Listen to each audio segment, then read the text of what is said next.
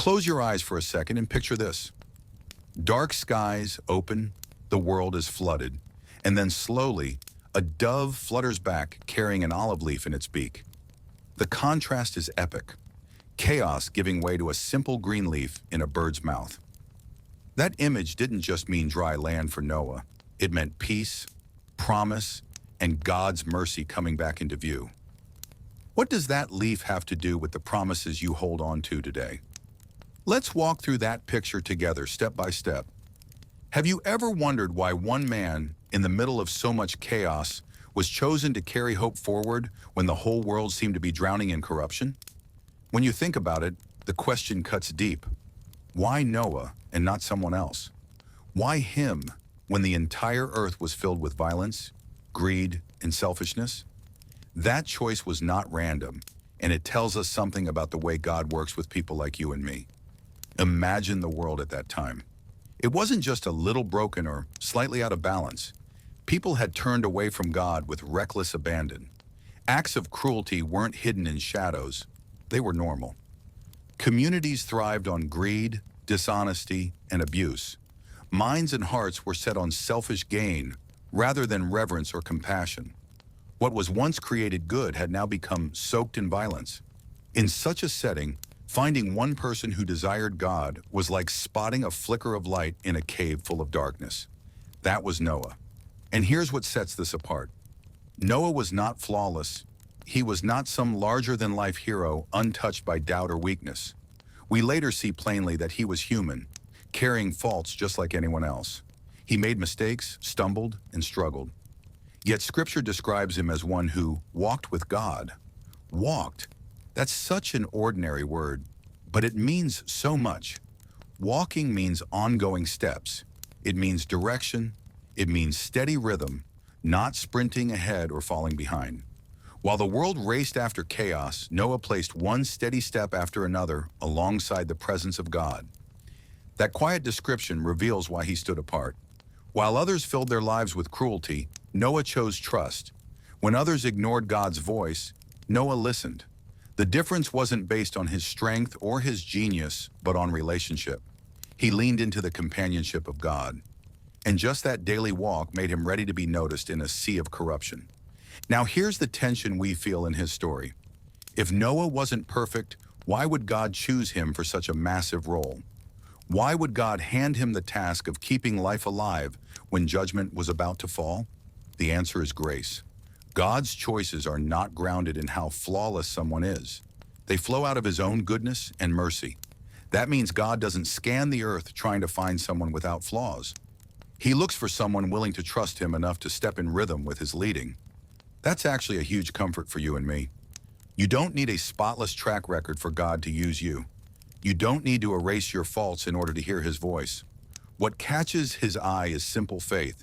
If your heart leans toward him, even in a corrupt world, he calls that favor. Think about the contrast for a moment.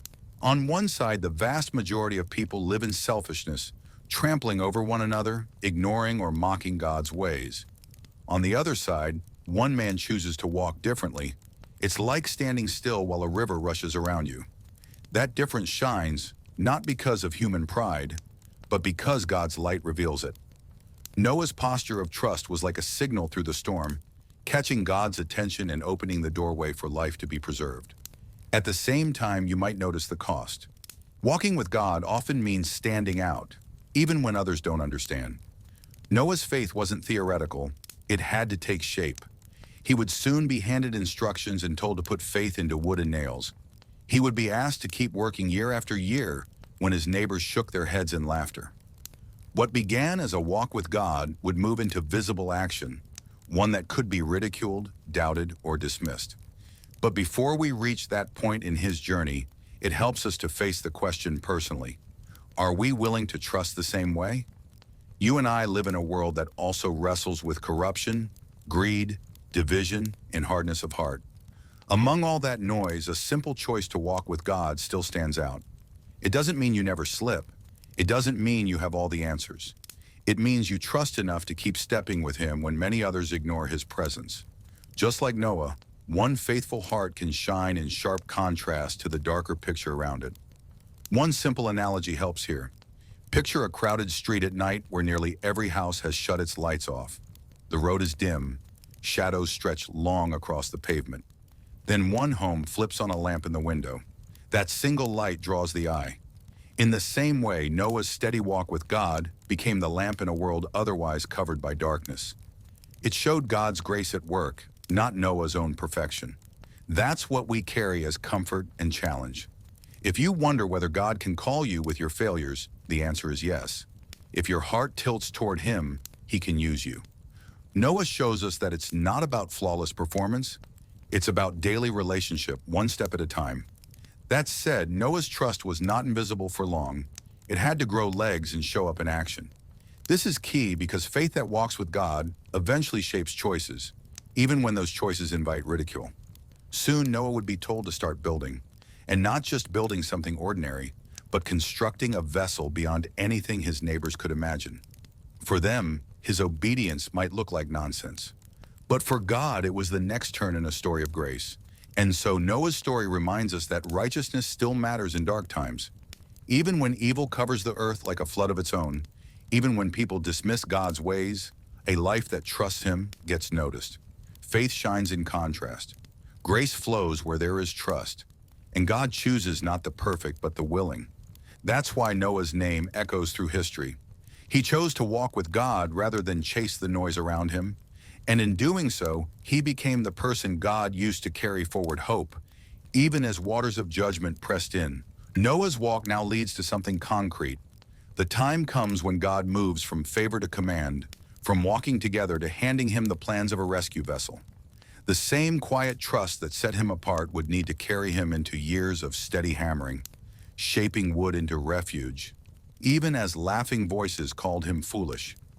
And we'll step into that part next, where his faith turns practical and obedience itself becomes the loudest sermon he could ever preach. Have you ever faced a task that made absolutely no sense to those around you, but deep down you knew you couldn't ignore it? That's where Noah found himself when God gave him the command to build the ark. Imagine it.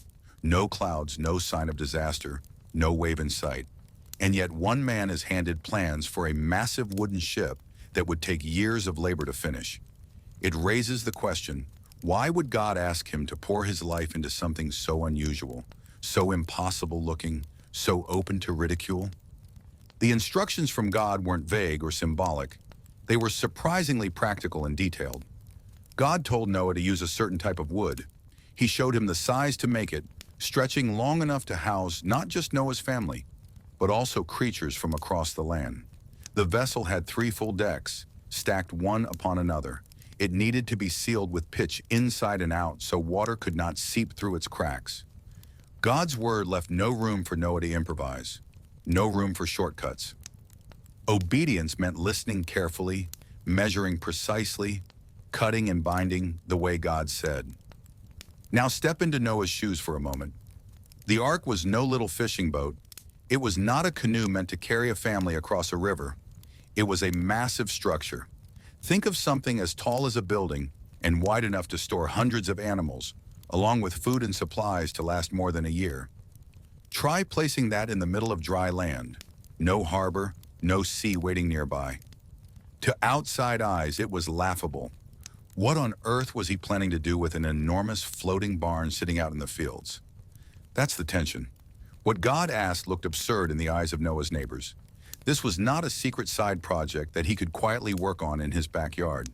The ark grew large enough to be seen for miles. Every hammer strike rang out.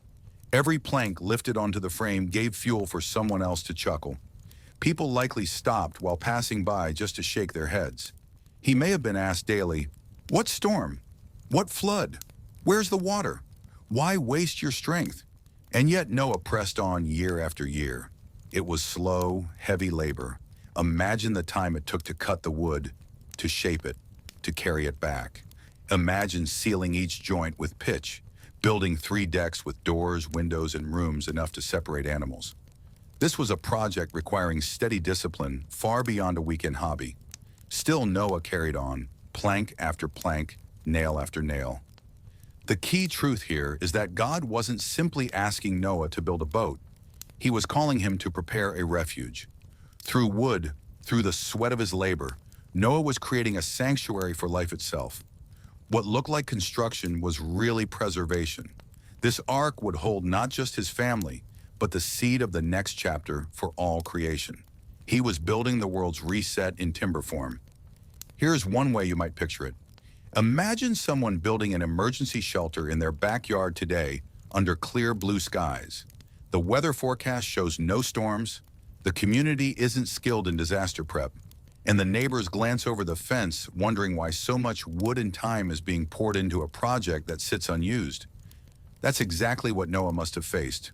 Obedience in the middle of questions, trust without visible proof, and remember, this continued for years. Day after day, he had to keep working without seeing a single raindrop.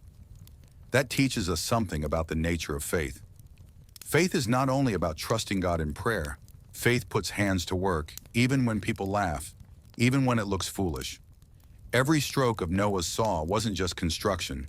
It was a sermon, a living declaration that God's word was true, even if no one else believed it. For his neighbors, Noah's work may have seemed like pure nonsense. But for God, every plank carried a message. I trust you. I obey you.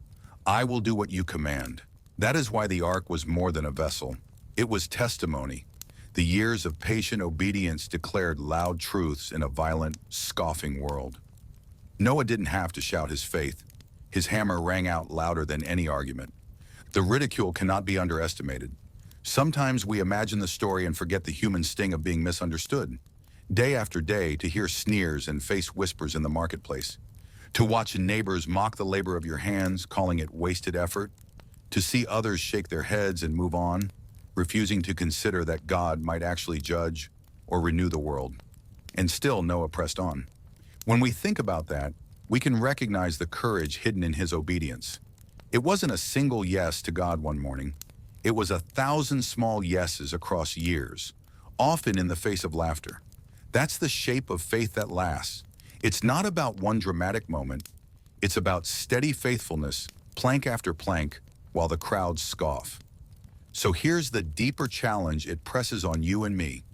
What tasks has God placed into our lives that may look foolish to others? Maybe it's raising kids in a world that mocks godly values.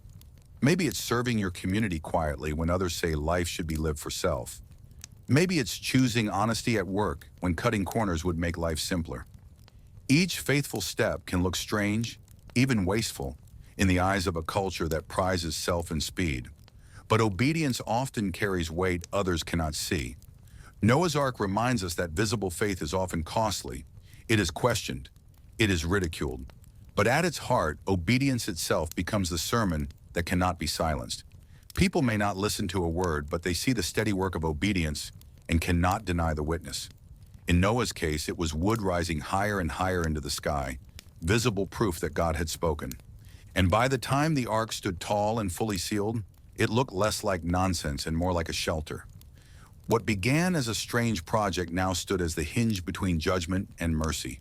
For all creation, it meant the difference between fading away and carrying forward into God's new chapter. Here's the thing. Noah didn't live to see the storm before he had to build. The choice to build came long before the flood appeared. That's a lot like our own lives. God calls us to prepare in faith long before we see the outcome. He tells us to stand steady when skies look clear. That's hard, but that's where obedience is proven. Just like Noah's labor, our choices today often carry meaning we cannot see. The obedience you live might become someone else's refuge. The faith you practice may carry someone through their storm. Small steps of trust today can be the groundwork for God's promise tomorrow. And so Noah's years of work were not wasted. They were the foundation of salvation. Each plank spoke louder than words. Each strike of the hammer preached louder than shouting in the streets. And when the day came, when the rains finally fell, that ark stood ready because one man believed God more than he believed the scoffing crowds. At the same time, we can remember that building wasn't the end. An ark is only useful if it holds life. The next great task wasn't furnishing it with chairs and lamps. It was filling it with living beings, creatures of every kind. That's the next step we watch unfold. as Noah moves from wood and nails to the sound of animals gathering two by two. Picture that moment in your mind. The ark stands finished, its wood sealed tight, doors open like a mouth waiting to be filled. Then something extraordinary begins to happen. From the fields, the hills, and forests, creatures start to appear. Not in a wild stampede, not in confusion, but in pairs.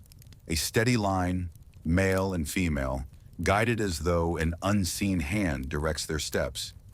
This is one of the most striking images in all of Scripture. Noah didn't chase them down, net them, or trap them.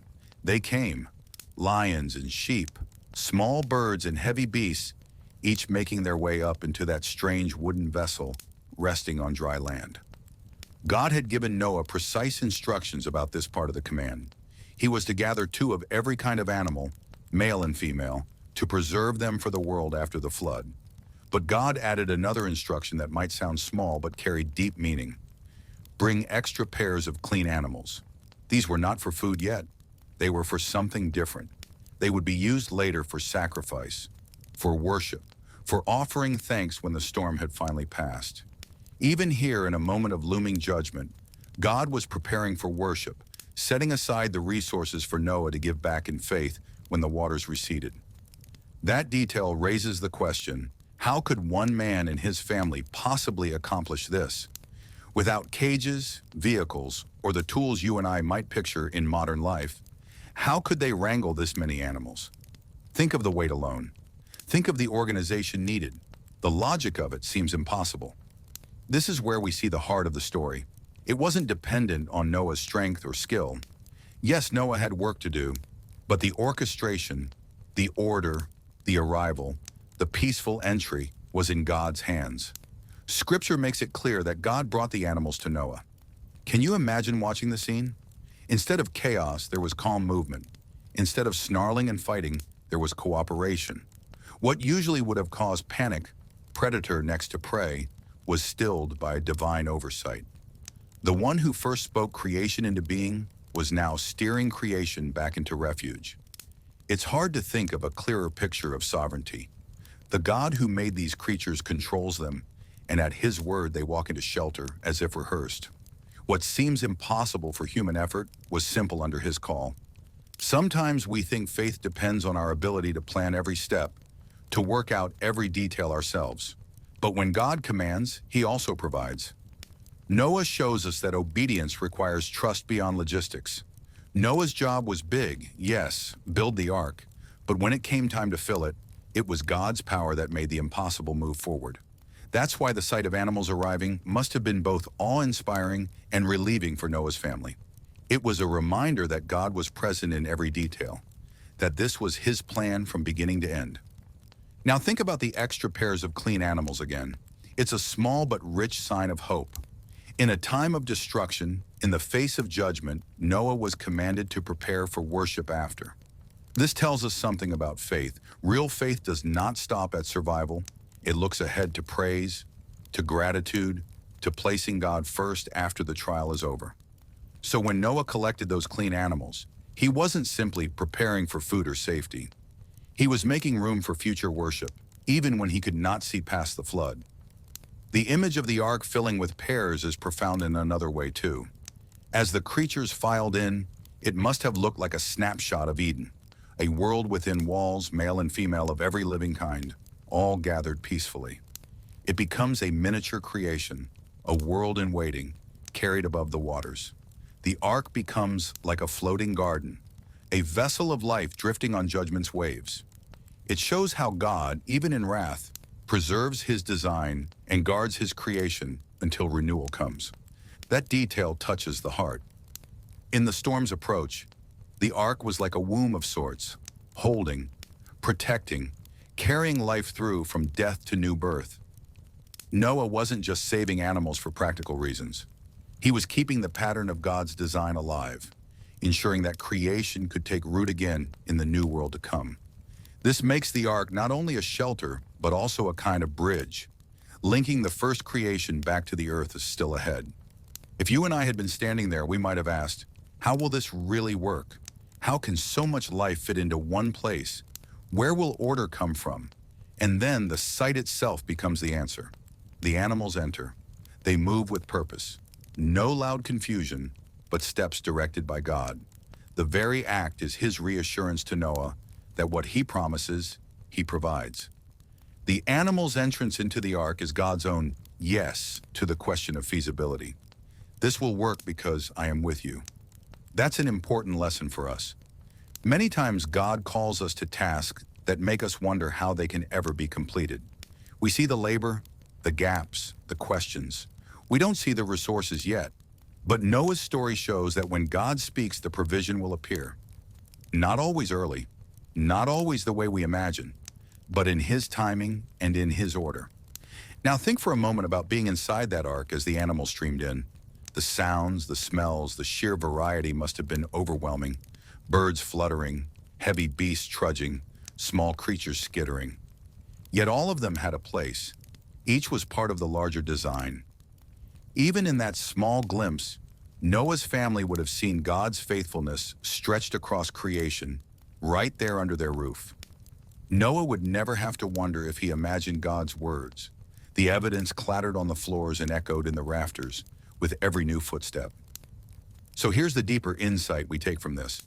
It wasn't Noah's organizational talent that achieved the impossible. It was God's care. God led creation right up to the door and into safety. All Noah had to do was open the space, prepare, and trust. That rhythm of dependence still applies to us. We prepare, we work, we obey. But we trust God to bring the fruit, to fill the spaces, to do what we cannot. And as those pairs stepped inside, the ark became the living sermon of God's power to save. Every creature was testimony. God controls. God preserves. God brings order where we see only impossibility. The picture is not just about animals. It is about God's heart for preservation in the midst of judgment.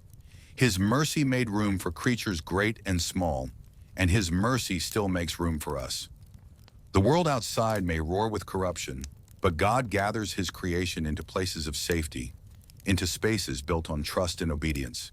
So you can imagine Noah wiping sweat from his brow, shifting from endless construction to this moment where the project comes alive. The timber that once looked absurd now houses the very life of the world. The laughter of neighbors outside could no longer erase what was happening in front of his eyes. God was moving, and creation was obeying. Step back and you can see the ark almost as a picture of church itself in a rough sense.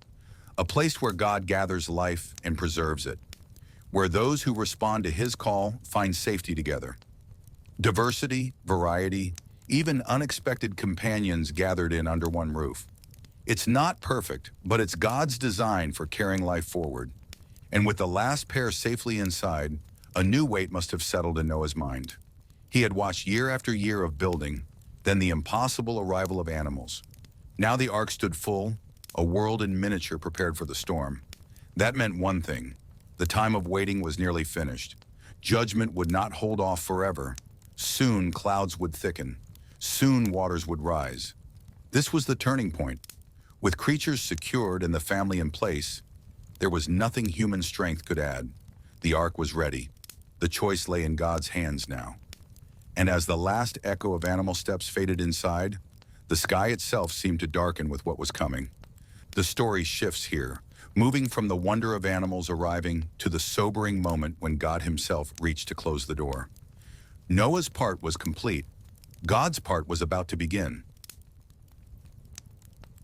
What would shake you more? Spending years being mocked for building a giant ship with no ocean in sight, or hearing the sound of God shutting the door for you? That's the moment we come to next in Noah's story. The animals had entered. Noah's family had walked in. And then Scripture says God himself closed them in.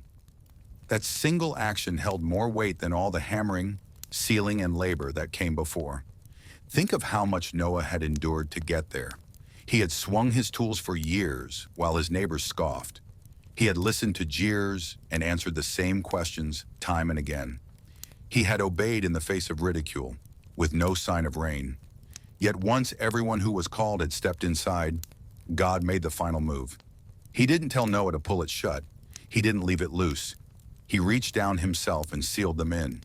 That fact matters. If Noah had been the one to draw the door closed, doubt could linger. Did he do it too soon? Did he leave someone out? Did he seal it well enough? But this door was not left to human hands.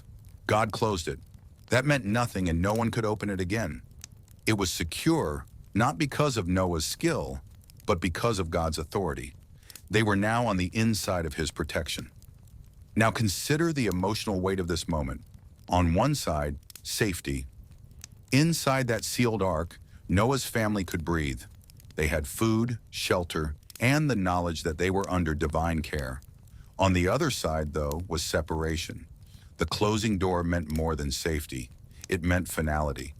Those they once lived among, traded with, spoke to, friends, neighbors, entire communities, were now on the outside.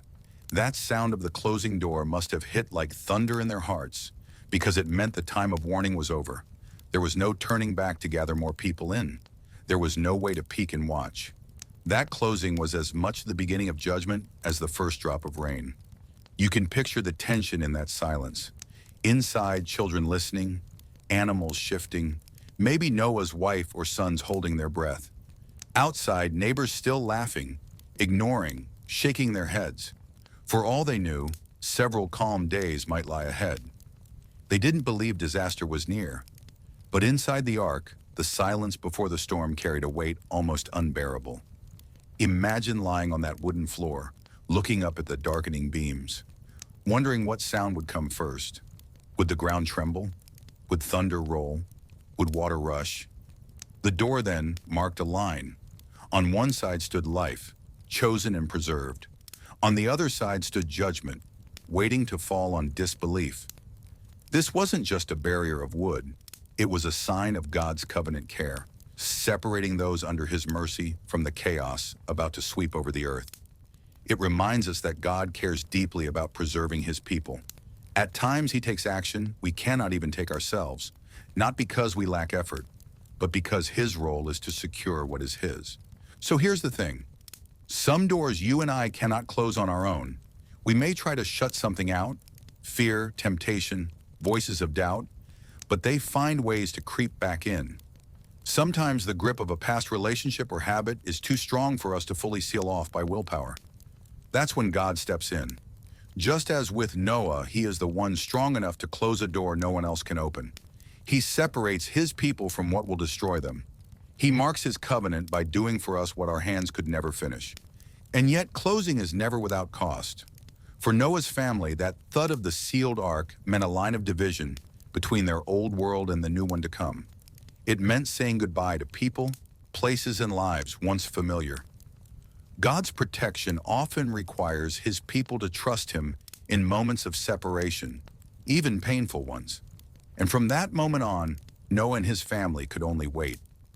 They had no control over the weather, no control over the rising water, no control over what would be left once the storm passed.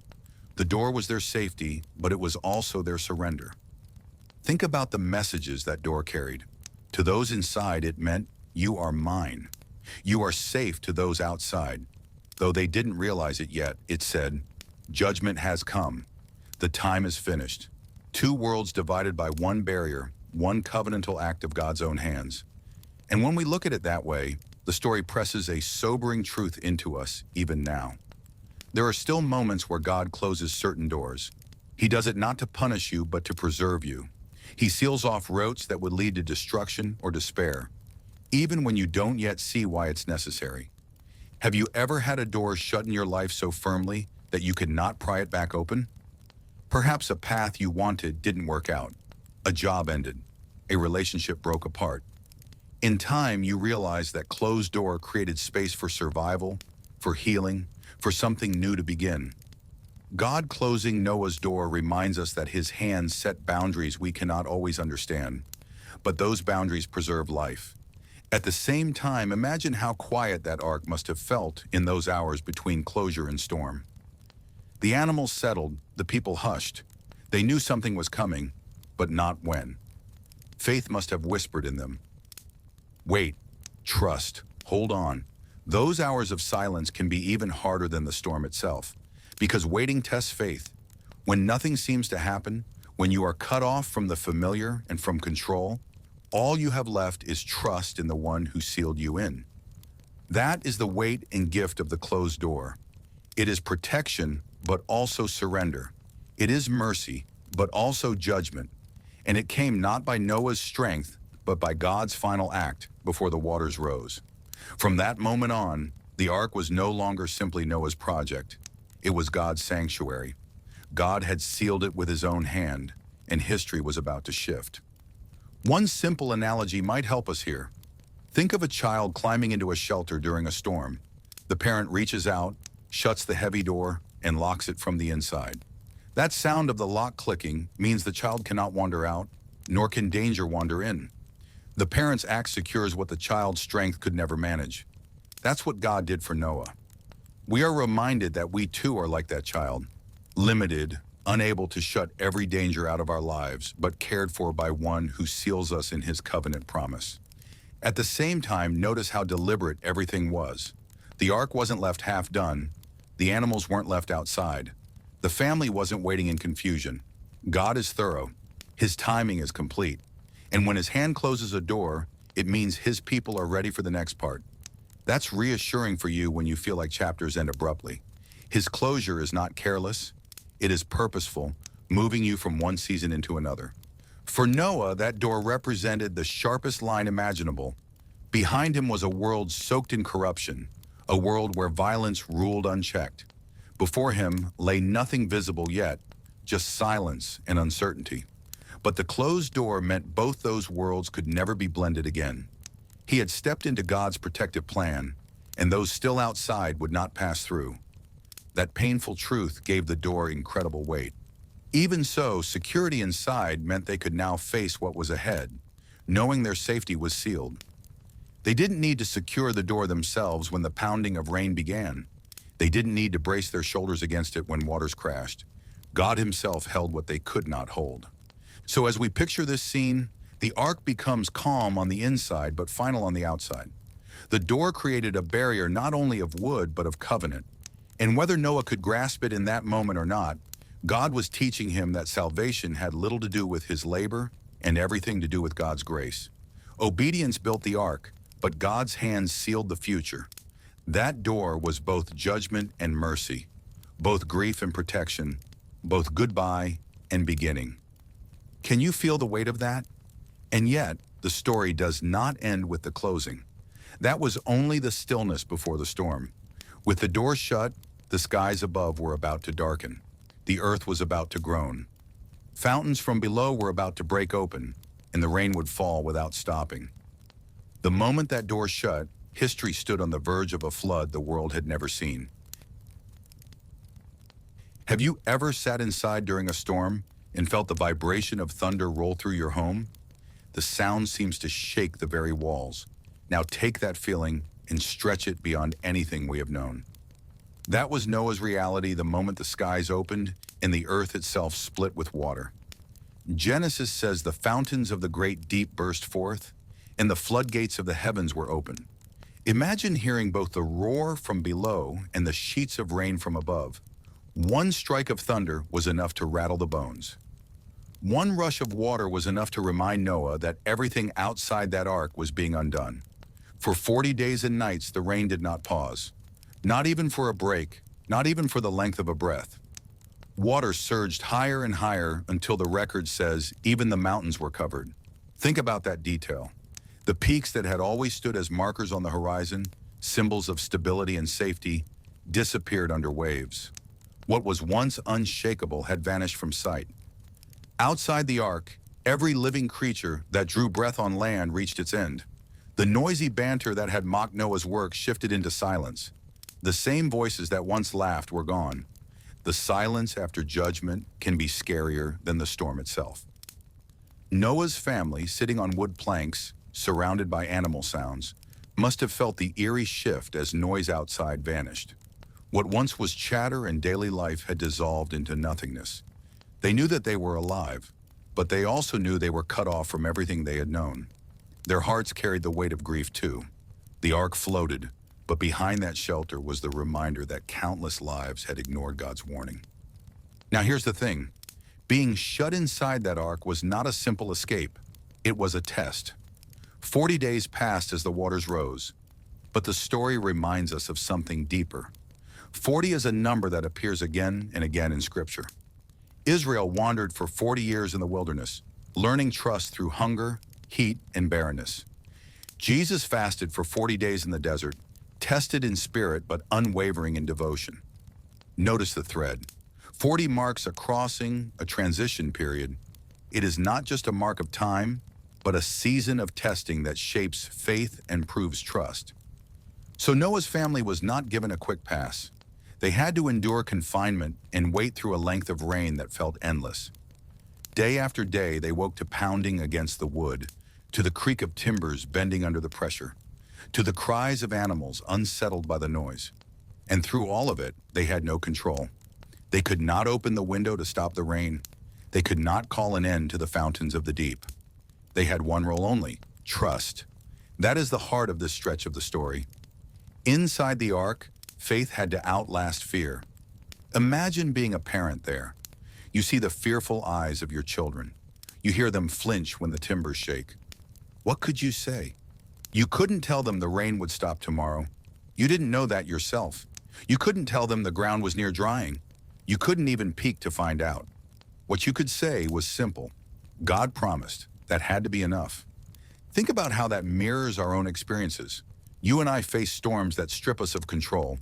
Maybe it's sickness, maybe it's a broken relationship, maybe it's a job loss. You cannot fast forward them. You cannot silence thunder with human words. All you can do is trust that God's hand is stronger than the pounding outside. That is what Noah's family lived in their floating wooden shelter. They had no steering wheel, no anchor, no oars. Their safety was not in their ability. Their safety rested in God's covenant. The waters themselves carried a strange dual role. On one hand, they brought death and judgment. They swept away everything that had been corrupt and violent. They erased a world that had ignored the voice of God. On the other hand, those same waters carried the ark upward. They lifted Noah's family higher and higher, afloat above chaos. The very thing that destroyed some preserved others. That was God's design. When obedience carried them into the ark, judgment's waters turned into their salvation. That image matters because it draws a line for how faith works. The events we fear, the trials that rattle us, may at the same time be the very forces God uses to raise us closer to Himself. The waters of death became the waters that lifted hope. The pounding outside made no sense on the surface. But without the flood, the ark could not float. Without the storm, the world could not be renewed. That is part of what makes stories like Noah's so powerful. God turns judgment into the soil of new beginnings. Inside, though, emotions must have run deep. You can only imagine waking up day after day in that cramped, noisy vessel. Food had to be rationed. Work had to continue taking care of the animals. Sleep came in fragments while rain thudded without pause. Faith in that time wasn't glamorous. It wasn't about singing songs on deck while the storm raged. It was about patient, steady waiting. It was about choosing trust again each morning, even when the skies showed no sign of clearing. That's often how it is for us too. We like quick answers from God, but more often He invites us to endure. He invites us to find Him in the long rain, in the nights when the pounding has not stopped. Faith becomes not just belief in words, but survival and trust. What Noah's family lived on those floors is the same lesson you and I wrestle with when we want storms gone, and God says, wait. Remember the timeline. 40 days and nights of constant rain. That's longer than a full month of meals, longer than children finishing a school year's quarter. By the time the skies finally calmed, Noah's family knew that they had entered something beyond ordinary waiting. They were participants in history's great transition, and their task was not to rush it, but to carry obedience through it. So here's the payoff hidden in the chaos. Judgment covered the earth, but preservation stood unbroken. The story tells us the waters flooded the earth for 150 days, and yet through all of it, the ark floated. That vessel of wood built in obedience became history's life raft. It stood as proof that grace carried those who trusted God. Let's pause on one more image. The mountains themselves were swallowed up. The text tells us waters rose more than 15 cubits above the highest peaks. A cubit, an ancient measure from a man's arm, means that the mountains themselves were not simply lapped at the edges. They were buried. Nothing of the old world's landmarks stood visible. Yet inside, life remained secure. It's like watching the tallest trees in a storm fall one by one while sitting safe inside a shelter. You cannot control but know is solid. Fear is real, but preservation is greater. There's a lesson there for you. You may watch things that once seemed secure in your own life fall. Jobs vanish, relationships break, health weakens. Those mountains you thought unshakable slip under waves. But if you're inside the ark of God's promise, you remain held. You are safe, not because the storm isn't violent, but because his covenant seals you in. For 40 days of pounding, Noah's family carried that truth without knowing the ending. They didn't have the benefit of reading ahead. They lived it day by day, with faith stretched to its limits. Chaos outside, care inside, judgment outside, mercy within. That contrast tells the gospel before the gospel was even named. So what do we learn as we sit with them in that ark? First, storms are not always short. God uses long seasons for his purposes. Second, when the world feels drowned, his covenant still holds you above the waves. Third, your part is not control, but trust. Let him steer. Let him close the doors and open them in his time. And in the quiet moments after the rain finally ceased, the ark still floated. That picture carries hope. Storms end. God's preserving hand outlasts them. Just as Israel came out of 40 years with a promise, and Jesus came out of 40 days with victory, Noah's family would come out of their 40 with a new world under their feet. But that new world had not yet appeared. After the storm came, the long wait. The floodwaters lingered, stretching months beyond the 40 days of rain. And all Noah's family could do was trust God to signal the right moment to begin again. The question pulsed in their hearts as waves rocked the ark. When would safety return? When would the world be ready to live again? That waiting carried the story forward. The flood had reset the earth, but Noah's family still listened for God's timing before stepping onto ground. The closed door, the long rain, the lifted ark, all of it prepared them for a future they couldn't yet see. And that's where the story turns next, with a bird sent into the vast sky to test whether hope was near. Would you dare test the waters of a new world with a single bird? Noah did.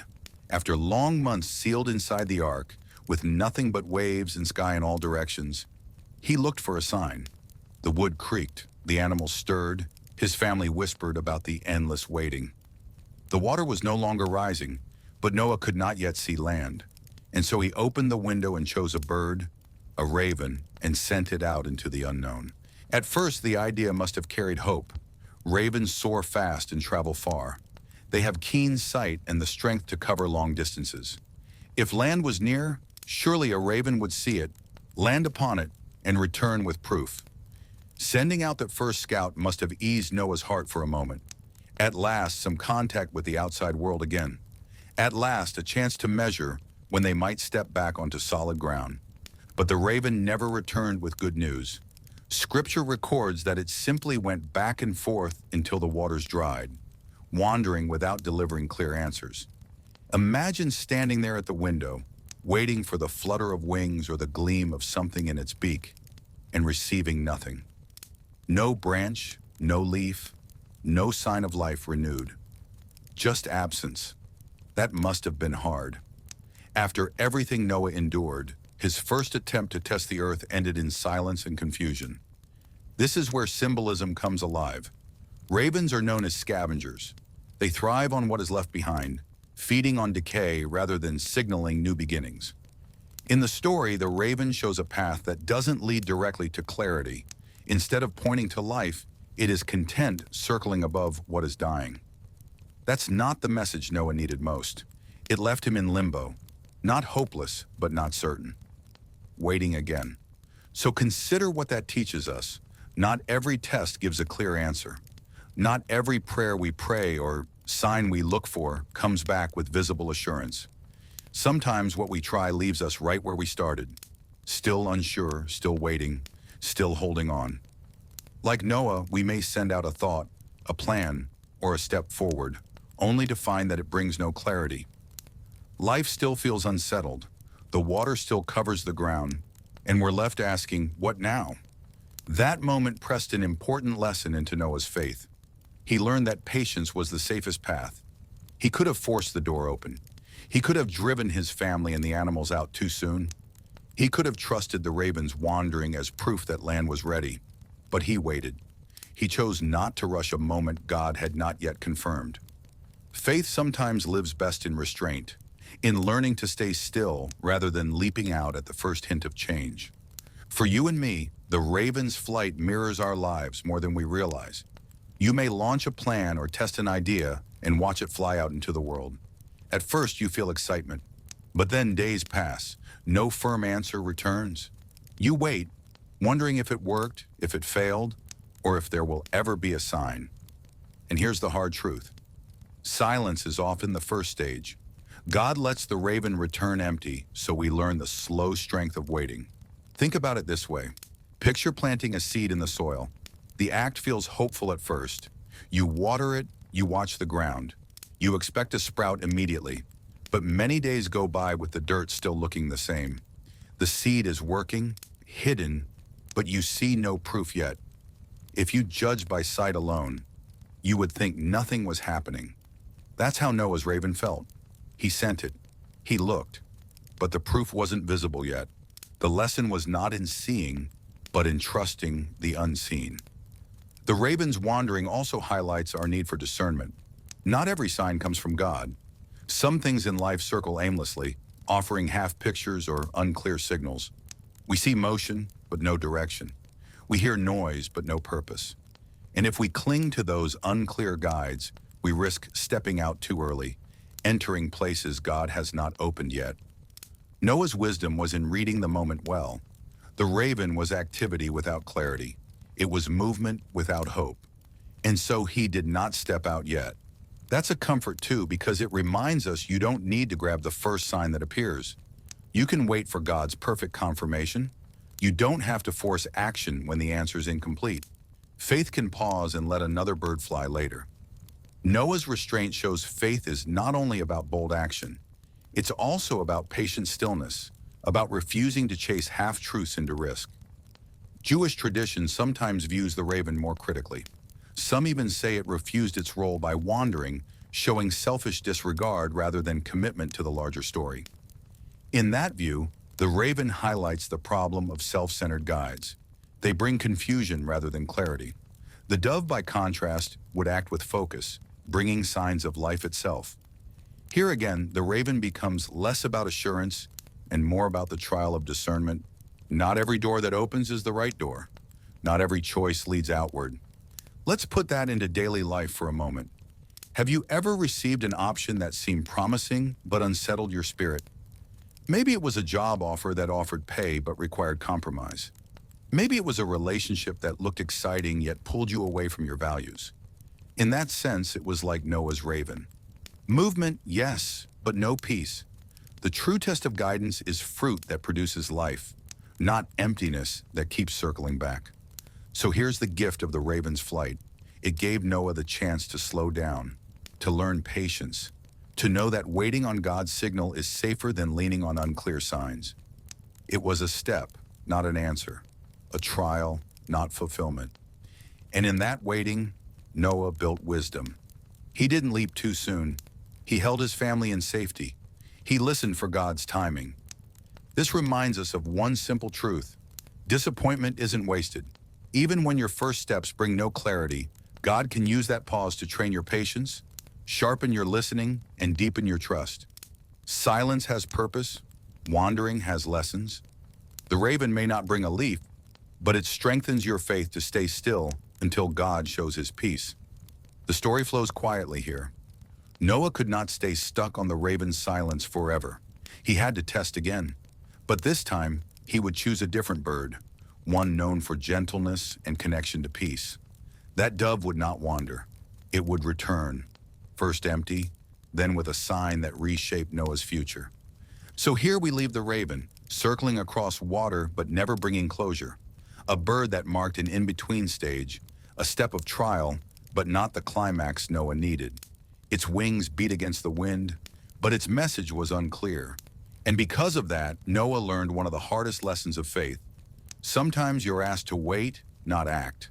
And as the raven faded from sight, Noah prepared for another try, another bird, another chance at guidance. This time, the answer would not be wandering. This time, the sky would open with hope in the form of a single green leaf, carried back in the beak of a dove. What would one olive leaf mean after so many months shut in? For Noah and his family, it meant more than a plant. It was a sign whispered through creation itself that the long stretch of judgment was drawing to a close. After endless days of rain and months of floating above a drowned world, one small green leaf in the beak of a dove became a signal that God's mercy was opening the door to a new beginning. Noah had already tried once before with a raven. That bird disappeared into the distance and offered no clear message back. The return was vague and unsettling. It proved that not all signs bring peace. So Noah chose again. This time he opened his hands and released a dove. Doves fly differently than ravens. They seek gentle places to land. They are not scavengers. Their nature itself made them a better witness for renewal. Still, the first time the dove went out, it circled and returned, empty. That result must have tested Noah's heart. He held the bird again in his hands, knowing the water still covered the earth, knowing it was not time. He waited 7 days more. That number is important. It points back to the very rhythm of creation, the week of days God used to shape the world out of nothing. By waiting 7 days, Noah was following the steady rhythm of God's time, rather than rushing forward in impatience. At the end of that week, he released the dove again. This time, it returned to him carrying something new in its mouth, a fresh olive leaf. That single leaf contained more hope than all the waves they had watched since the flood began. Consider what the olive leaf said without words. It meant that water had gone down enough for new growth to appear. It showed that the ground, still hidden under the waves, was returning to life. Trees were not dead forever. Roots sprang back to life. Green stretched again towards sunlight. To a family who had stared only at water for months, that small piece of vegetation meant the earth itself was waiting to welcome them back. Think about the emotional depth of that moment. Picture Noah's wife or sons seeing the bird fly through the window with that bright leaf in its beak. Their hearts must have leapt, relief mingled with awe. After loss, after fear, after silence, a soft green sign broke into their waiting. Gratitude must have filled the ark, the animals shifting in their pens, the timber creaking with the waves, and then the sight of Noah holding a dove with living proof of land in his hands. That was not just a sign of dry ground, it was a sign of hope itself. Here's the thing, God could have ended the flood with fire from heaven, instantly clearing the skies and drying the earth. He could have shouted from the clouds that it was time to leave the ark. Instead, he chose something gentler, a dove with an olive leaf, a small, quiet sign. That tells us something about God's heart. His timing often comes with subtle whispers rather than loud commands. If we rush, we miss it. But if we wait with open eyes, even a small leaf can carry enormous meaning. The olive branch went on to become one of the most enduring symbols of peace in human history.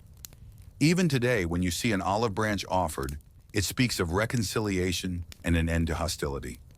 That tradition comes right back to Noah's story. From a flood that wiped away cruelty, the olive leaf said, "Peace will rise again. Creation will breathe again. Life will find roots again."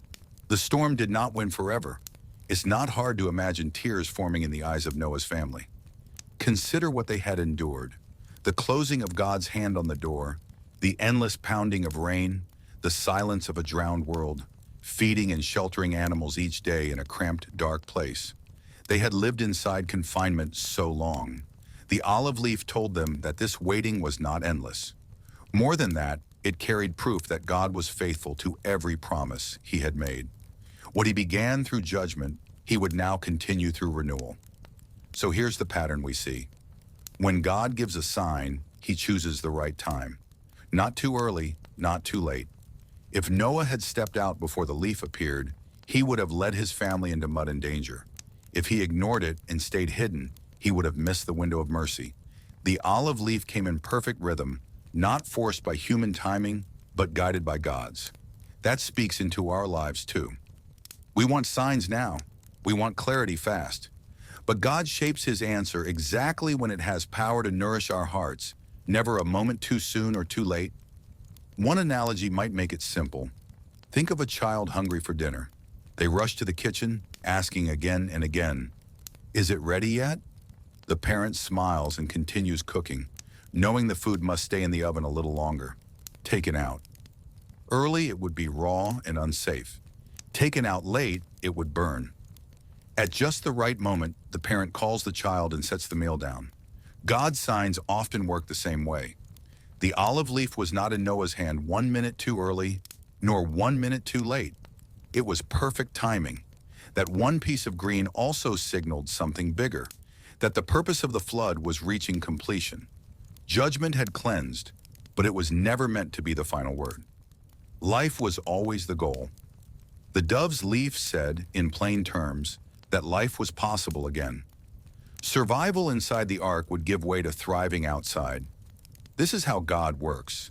He never stops with what feels like endings. He carries his people through to new beginnings. Think too about the role of the dove itself.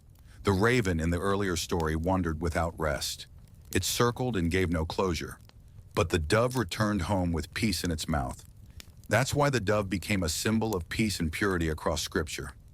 Later, when Jesus was baptized, the Spirit descended on him like a dove, again reminding us that God speaks life and peace through this gentle bird.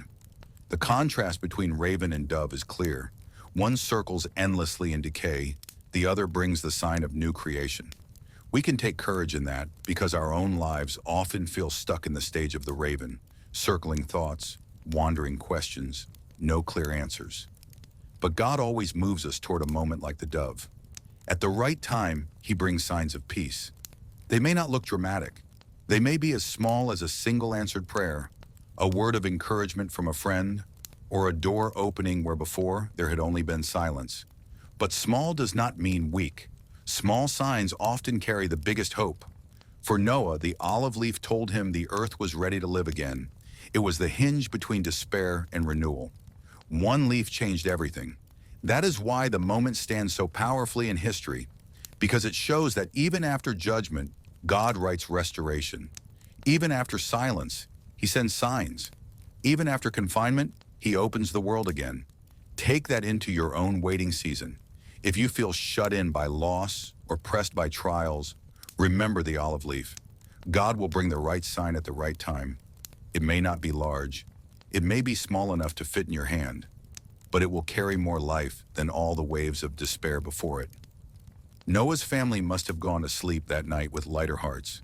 They still had to wait before the ark could rest and the door could open, but they carried hope now.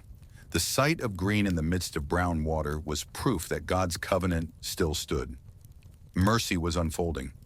The storm truly had an end. From flood's fury to the soft green in a bird's beak, the story pivots toward dawn. Judgment was retreating, renewal was rising. And for the first time in months, Noah's family could imagine their feet pressing into steady soil again. So here's the transition. Their waiting inside was close to over. The promise of restoration hung in that one olive leaf. Soon, very soon, the ark would rest on dry ground, and their first steps outside would mark the dawn of a brand new chapter in human history. What would you do when your feet touch dry ground after more than a year adrift? Noah's first act wasn't to explore, to plant, or to build a home. It was to worship. When the door of the ark opened and his family stepped onto steady earth again, the text tells us he built an altar to the Lord and offered burnt offerings from the clean animals he had preserved. His hands, weary from months of feeding and sheltering every creature, went first to stone and fire, setting a place to honor God for mercy, not a place to celebrate survival for himself. Worship was Noah's first breath on the new land. That act carried weight. It was not a routine chore, but a declaration.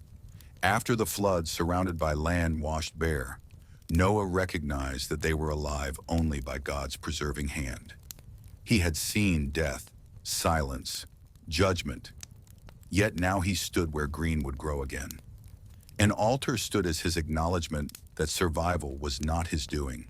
Grace had carried them. Without mercy, their feet would not have touched the earth, and so his altar was both thanks and surrender. At that moment, Noah told God through sacrifice, "This life belongs to you." The response was immediate and profound. Scripture says God was pleased with Noah's offering and declared, "Never again will I curse the ground because of man, for the intent of the human heart is evil from youth, and never again will I strike down every living creature as I have done." It's striking that God named the persistence of human weakness, yet bound himself by mercy anyway. He did not promise because humanity had changed. He promised because his grace would lead creation forward. The flood marked judgment, but here God sharpened the truth that judgment is not his final word. His declaration turned the page from wrath to covenant. That covenant went even further. God established it with Noah, his sons, their descendants, and every living creature that had been spared. He promised to never again destroy life by a flood. This was not a temporary agreement based on human behavior. It was unilateral. God himself guaranteed the stability of the world and the continuation of creation, regardless of mankind's weakness. That promise brought immense comfort, because it showed that God's mercy outweighed human failure. From then on, the rhythms of seed time and harvest, summer and winter, day and night would not cease. God bound himself to uphold the cycle of life. To mark this covenant, God gave a sign. He set the rainbow in the clouds as a token of his own promise. After storms, when sunlight met mist, a curve of radiant color would appear above the land. That image, likely new for Noah's eyes after the flood, was no random pattern. God attached meaning to it. The rainbow was to stand as a reminder not just to people, but to God himself. He said, "When I bring clouds over the earth and the bow is seen in the clouds, I will remember my covenant." Each shimmer in the sky pointed to mercy, a visible seal that life was secure. Here is where the symbol deepens. A bow, before this, was a weapon of war, a tool of string and stringing, curved wood pulled tight for battle. When God sets a bow in the sky, it hangs not bent toward the earth in attack, but turned upward as if laid down in rest.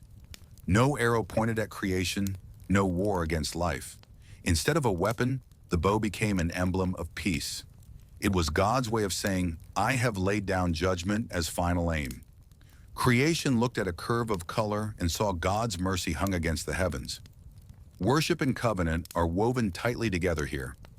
Noah's altar opened the door for God's mercy, and God's rainbow sealed that mercy and promise. That pattern is instructive. When we pause to worship, to offer thanks even after trial, we make space for God to answer with assurance. It is less about the gift we place on the altar and more about the posture of our hearts. Noah was saying life belongs to God, and God responded, "I will preserve life for you." Worship unclogs the vessel for mercy to flow. That altar was not ornate. It was likely a simple pile of stones, fire burning, smoke rising into the sky. Yet it shifted history. This reminds us that you don't need grand gestures to move God's heart. Honest worship, even small and simple, holds huge impact. God is pleased by gratitude rooted in truth. Noah's offering was physical, yes, but what pleased God was the posture of recognition and dependence. That's why worship is never wasted. When you pause to thank him, you open your life for promise to expand. The rainbow, too, carries a lesson for us. We tend to see it as decoration after rain, but in the story, its meaning is specific. It is God's visible reminder across ages that his mercy outweighs wrath. Every time clouds gather and light breaks, through water droplets, that arc appears, not by accident, but as God's own marker, a sign he chose. It calls every generation who sees it to remember that he swore never again to drown the earth. When you look up and see those colors stretch wide, you are seeing the same sign set before Noah. It is one covenant across ages, still unbroken, still bright. Let's use one simple analogy. Picture a parent fastening a string around their finger as a reminder not to forget something vital. Each time they glance at their hand, the string calls them back to that promise. The rainbow works in similar fashion, though it is God tying the reminder into the sky. He placed it there so that whenever clouds and storms appear again, His covenant promise hangs visible. I will remember. That reminder is not because God is forgetful, but to assure us that his mercy is constant. What matters too is that this covenant is not limited to Noah's family. It expands to every living creature, to every descendant, to all the earth across time. It is universal. The stability of water, soil, and sky rests on God's word, not ours. Human weakness is acknowledged, but divine mercy rules over it. That promise cannot be undone by error. It rests on God's choice alone. That is the strength of covenant. Now let's bring this into focus for you. When storms pass in your life, what is your first act? Is it to rush ahead, to rebuild, to claim success for yourself? Or is it to stop, to recognize mercy, to give thanks? Noah shows us that gratitude must come first. Worship shapes how renewal unfolds. One simple step you can try is this. When you reach a moment of relief after hardship, whether in big or small things, pause before moving on. Speak a prayer of thanks. Offer God the altar of your own words. That practice readies your heart for the promises he's putting in place. Worship not only honors God, but prepares us to see his signs. If Noah had stepped off the ark and only busied himself with shelter or food, he might have missed the covenant moment. But his first act of thanks aligned him with God's greater plan. Worship keeps our eyes open for the rainbow. Gratitude tunes our hearts to watch for God's signs of peace in the middle of ordinary days. So here's the payoff. God transforms judgment into promise. What once fell as waters of wrath now carries a bow of peace. What began in destruction concludes in a visible pledge from heaven to earth. This is God's design. He does not stop at survival. He moves his people from fear into covenant, from chaos into steady rhythm, from loss into future. Noah's story shifts here from endurance, simply lasting through the storm, to renewal, entering a covenant that still stretches across time today. Have you ever noticed that rainbows appear only after storms? That's no accident. You do not see them in clear skies without clouds. They come when sunlight meets the droplets left behind. The rainbow is born from storm meeting light. That image sums up Noah's moment perfectly. The flood storm had covered the earth, but now God's light broke through. Judgment and mercy met, and the rainbow was born. That remains the picture across ages. Storms may come, but God's promise shines after them. Noah's altar, his sacrifice, and God's rainbow together anchor us in one truth. Worship and covenant walk side by side. Gratitude opens space for mercy, and mercy sets covenant in place. Noah's faith carried him through survival, but now promise carried him into renewal. Life was not fragile under God's covenant. It was secured by heaven's own sign in the sky. So here we are, watching Noah stand on dry ground again, altar built, fire rising, rainbow gleaming overhead. His family, once closed inside by judgment, now breathes in fresh air, washed clean. And as they look up, they see God's own promise stretched wide across the heavens. The question now is, what does that covenant mean for you today? How does that same bow in the clouds speak into your storms, your seasons of waiting, your need for assurance? That's where the story turns next, from Noah's altar to your life now. Have you ever felt like your life has been swallowed by a storm? Maybe not rain and thunder, but waves of stress, loss, or questions you can't answer. That is why Noah's story matters beyond ancient history. It is not locked in the past. It's a mirror to the storms you and I face right now. The flood represents what it feels like when life overwhelms us, when clarity disappears, and when all you can do is wait inside your own kind of ark. Think about those seasons when trouble seems to spread everywhere. Maybe it's the loss of someone you love, or finances tightening in a way that feels suffocating. Sometimes it's a transition, moving, changing jobs, shifting through family struggles, that makes you feel pulled under. Storms come in many forms, but they share the same mark. They leave you uncertain about tomorrow. In those moments, we ask the same question Noah must have asked. Will renewal ever come? Or will I be stuck in this flood forever? The truth is, those questions are natural. Even people of deep faith ask them. Sitting in a storm of uncertainty tests patience, trust, and even hope itself.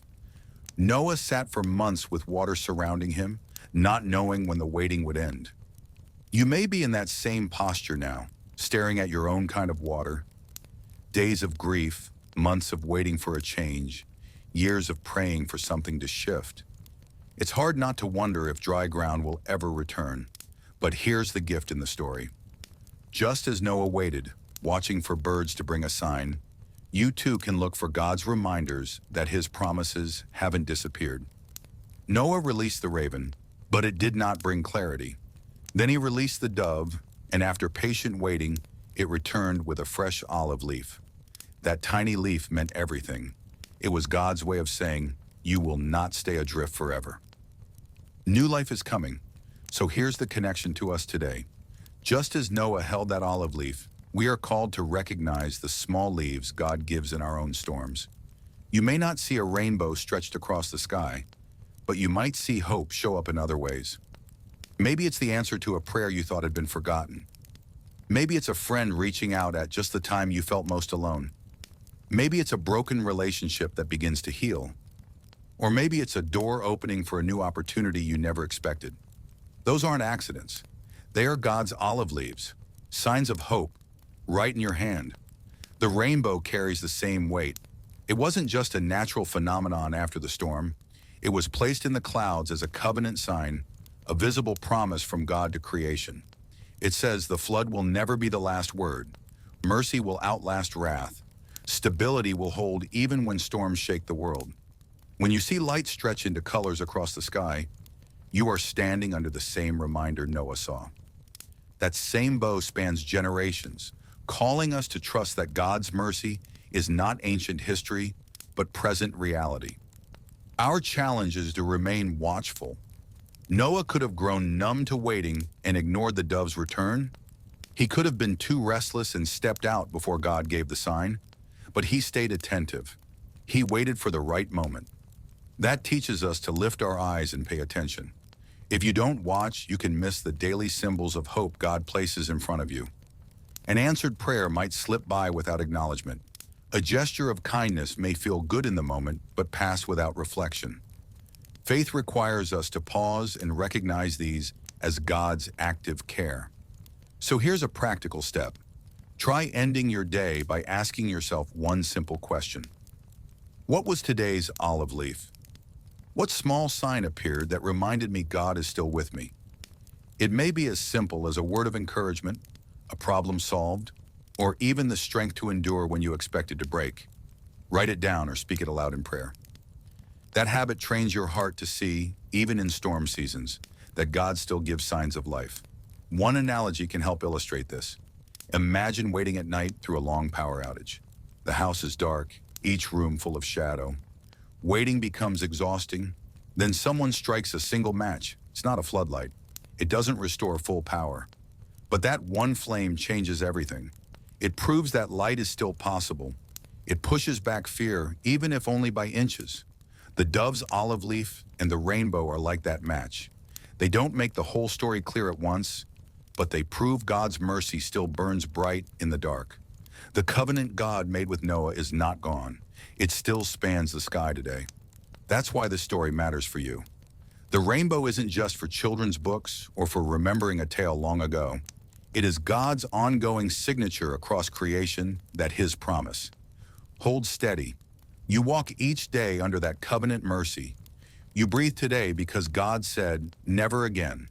That means your storm is not the final story. His mercy is. So when you sit at the edge of despair, wondering if renewal is possible, look to this story as a frame for your own. The flood in your life can feel endless, but God always sends a sign. He promises that judgment or trial is not the end. There is always hope of a new beginning, even if it starts small. That realization should anchor you. You don't survive storms by controlling them. You survive by trusting the one who seals you in and carries you through. At the same time, Noah's first act after the storm was to build an altar. That means gratitude belongs at the center of renewal.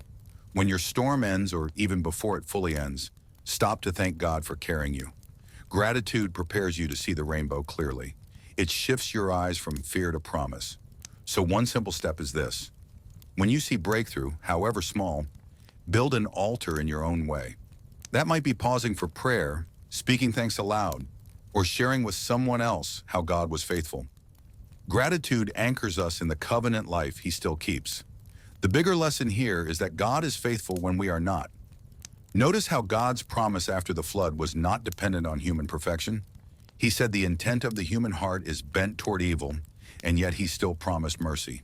That's grace. Your hope is not secured because you are flawless. It's secured because he is faithful even when weakness remains. That should comfort you in your storm. Even if you stumble, even if you doubt, his rainbow still shines. So how does this story matter to you now?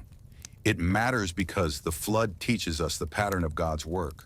Storms test, but they do not last forever. Signs come, small but real, pointing to renewal. Mercy outlives judgment. Promises outshine fear. When you frame your own life in that design, your storms lose their power to define you. They are chapters, not conclusions.